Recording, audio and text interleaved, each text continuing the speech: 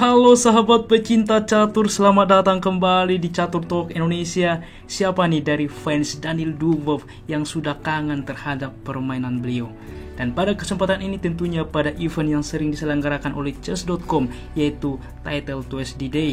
Dan inilah permainan cukup menarik antara Grandmaster Daniil Dubov menghadapi Grandmaster Azerbaijan Pasif Durabaili. Dan tentu pada kesempatan ini juga saya akan menyisipkan penjelasan tentang FIDE kandidat kepada Anda. Untuk itu saksikan sampai akhir, stay tune di Catur Talk Indonesia.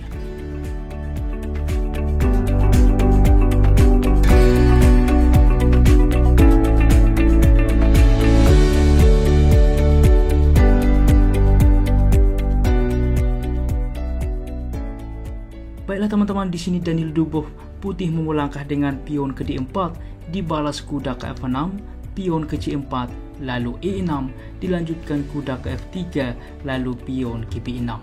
Kita harus mengetahui teman-teman ketika pion ke B6 sehingga ini dinamakan dengan Queen's Indian Defense. Dibalas dengan G3 juga mempersiapkan fianchetto gajah ke depan, gajah ke B7, gajah ke G2, gajah ke E7 mempersiapkan rokade. Di sini putih rokade, begitupun dengan hitam. Dilanjutkan langkah inisiatif D5 tentunya mencoba menawarkan pion, dan di sini percaya atau tidak Daniil Dubov mengorbankan pion ini, di mana setelah hitam menerima ia tidak memukul kembali melainkan kuda ke D4. Kita akan melihat teman-teman bagaimana ia men-set up sebuah jebakan ke depan. Tentu pion tidak bisa memukul pion karena akan membuka akses gajah mengancam gajah hitam.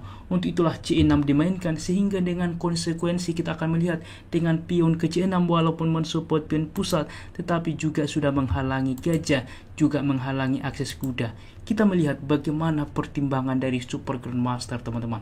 Saat ini pion memukul pion dilakukan dan kuda memukul kembali, lalu pion ke E4 mengancam kuda dan kemana kuda melangkah, yaitu ke C7. Memang ini opsi terbaik karena apabila kembali ke tempat semula ada thread E5. Dan tentunya opsi terbaik adalah langkah pasif mundur karena apabila mencoba kembali ke posisi semula menteri ke G4. Kita lihat teman-teman disupport oleh gajah ke depan, ancaman skakmat. Tentunya G6 tentu tetap juga membawa gajah mengancam benteng ke E8, kuda ke C3, di mana posisi dari putih lebih fokus untuk juga menyerang raja hitam, sehingga di posisi ini pun komputer menunjukkan bahwa putih lebih baik. Untuk itulah teman-teman kita kembali di dalam posisi ini. Hitam memilih dengan kuda mundur ke C7, dilanjutkan kuda ke C3 pengembangan, gajah ke F6 saat ini mengancam kuda, dan gajah ke F4. Kita lihat teman-teman bagaimana juga dalam partai blitz ini sebuah kombinasi di sini tidak hanya untuk mengancam kuda, tetapi ke depan ke petak D6 juga menempatkan gajah di posisi strategis mengancam benteng ke depan. Dan apa yang harus dilakukan oleh hitam di posisi ini? Kuda ke E6 dimainkan, mencoba menawarkan. Karena memang sejatinya teman-teman di dalam posisi ini cukup sulit menemukan opsi terbaik. Disarankan bahwa memukul kuda salah satu opsi, tetapi di dalam posisi dilanjutkan kuda ke E6, maka ada thread E5, di mana juga selain menghalangi gajah, mengancam kuda. Dan di sini gajah ke E7 mundur. Karena apa? Dengan langkah sebelumnya ini sudah lemah. Apapun opsinya tetap bahwa putih sedikit lebih baik. Semisal kuda memukul kuda, masalahnya pion memukul gajah. Kita lihat menteri mengancam kuda, pion juga mengancam pion. Apabila menteri mencoba memukul pion juga mensupport kuda, di sini ada langkah spektakuler kuda ke E4. Kita lihat gajah mengontrol peta ini, di sini kuda mengancam menteri. Setelah menteri berpindah maka kuda akan hilang, dan kita lihat di sini bahwa perwira ini cukup pasif teman-teman, sedangkan putih sudah berkembang semuanya. Inilah yang memberikan bahwa posisi dari putih jauh lebih signifikan, lebih baik. Untuk itulah teman-teman kita kembali di dalam posisi ini, dipilih gajah ke E7 mundur dan dibalas oleh Daniil Dubov dengan kuda ke F5. Tetap teman-teman mengancam gajah, juga mempersiapkan menteri ke depan mendukung ancaman skakmat. Pion ke F6 saat ini, maka dilanjutkanlah kuda memukul gajah skak, menteri menerima maka pion memukul pion mengancam menteri. Juga kita lihat teman-teman menempatkan juga ke depan gajah di posisi strategis.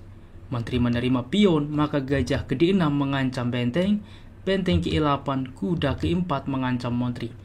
Di dalam posisi ini khususnya juga dalam waktu yang cukup singkat, cukup sulit untuk menemukan counter attack. Tentunya cukup logis dimainkan oleh hitam menerima pion yang gratis ini. Dan inilah yang dilakukan saat ini Montri K5 melakukan counter attack. Percaya atau tidak, langkah ini tidak hanya mengancam benteng tetapi mensupport gajah teman-teman. Kita akan melihat bagaimana brilian pemikiran dari Daniel Dubois. Sehingga saat ini apa yang harus dilakukan? Dilanjutkan kuda ke A6, tentunya mensupport benteng satu sama lain. Gajah ke E5 saat ini. Kita lihat teman-teman mengancam Montri ke A3, maka kuda ke D6. Kita lihat teman-teman bagaimana manuver satu sama lain. Ternyata langkah gajah sebelumnya juga menempatkan kuda teman-teman. Luar biasa. Sehingga setelah Montri menyelamatkan diri maka kuda menempatkan di D6. Kita lihat ancaman skak ke depan, mengancam benteng, mengancam gajah. Apa yang harus dilakukan? Semuanya serba salah. G6 masih dicoba mengancam Montri ke H4 mendukung ke depan ancaman skakmat. Kuda ke F8 masih dicoba membuka benteng mengancam gajah, karena apabila kuda langsung memukul gajah tentu Daniel Dubois langsung mengeksekusi kuda memukul benteng pertukaran dan Montri ke F6. Dan merupakan sebuah tindakan profesional yang dilakukan oleh hitam. Ia tidak memukul gajah karena memang ini satu-satunya opsi terbaik tentunya. Walaupun ini dilanjutkan bahwa tetap putih akan lebih baik dan ia memilih dengan pasrah, yaitu dengan benteng K6 mengancam Montri, tentu memberikan akses Montri ke G7 dan skakmat. Inilah partai Daniel Dubois terbaru, di mana ia dapat juga menskakmat Super Grandmaster pasif Dorai Bailey. Bagaimana teman-teman? Permainan yang cukup menarik yang dibawakan oleh Daniel Dubois. Dan saat ini kita masuk ke penjelasan FIDE kandidat. Dan berikut teman-teman penjelasan turnamen kandidat FIDE 2022 di mana secara live dari 17 Juni sampai 5 Juli ke depan di Madrid, Spanyol, dapat menonton streamingnya di chess.com Indonesia teman-teman. Di mana para pemain yang akan mengikuti siapa yang akan menantang juara dunia Magnus Carlsen, karena turnamen kandidat adalah acara terpenting tahun ini dan akan memutuskan siapa yang menantang Magnus Carlsen untuk gelar juara dunia. Di mana pesertanya ada Ding Liren, di mana pemain dengan rating FIDE tertinggi, ada Grandmaster Ali Reza Firauja, pemenang FIDE Grand Swiss 2021, ada Grandmaster Fabiano Caruana, pemenang kedua FIDE Grand Swiss 2021, ada Ian Nepomniachtchi, tentunya mantan penantang Magnus Carlsen sebelumnya, ada Grandmaster Richard Rapport, pemenang kedua FIDE Grand Prix 2022, ada Grandmaster Hikaru Nakamura, pemenang FIDE Grand Prix 2022, ada Grandmaster Jan-Christophe Duda, pemenang Piala Dunia FIDE 2021, dan ada dari Azerbaijan Grandmaster Teimur Rajabov, kandidat nominasi oleh FIDE. Karena apa teman-teman? Pada kandidat sebelumnya ia digantikan Maxim Vagellagraf karena ia tidak menyetujui ikut turnamen karena saat itu sedang booming COVID teman-teman. Dan saat ini diberikan penghargaan sebagai nominasi di mana Teimur Rajabov diikutkan kembali.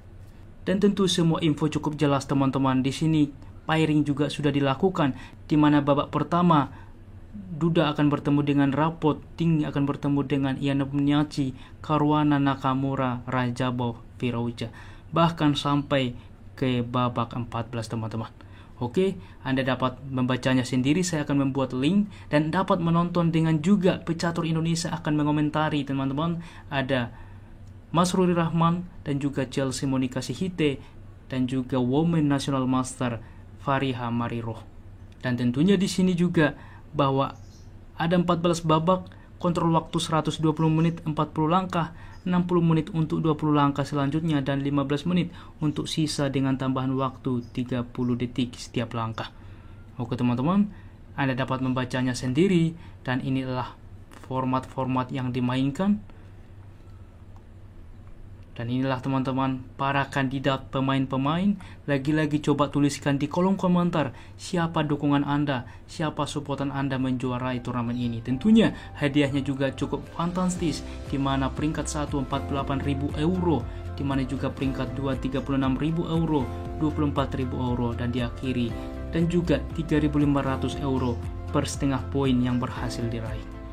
Sehingga dengan total hadiah 500.000 euro atau setara dengan 7,5 miliar rupiah teman-teman. Oke, lokasinya ada di Madrid dan linknya saya akan taruh di dalam deskripsi. Oke teman-teman, dan selamat kita menyaksikan di mana ini merupakan sebuah turnamen elit saat ini teman-teman.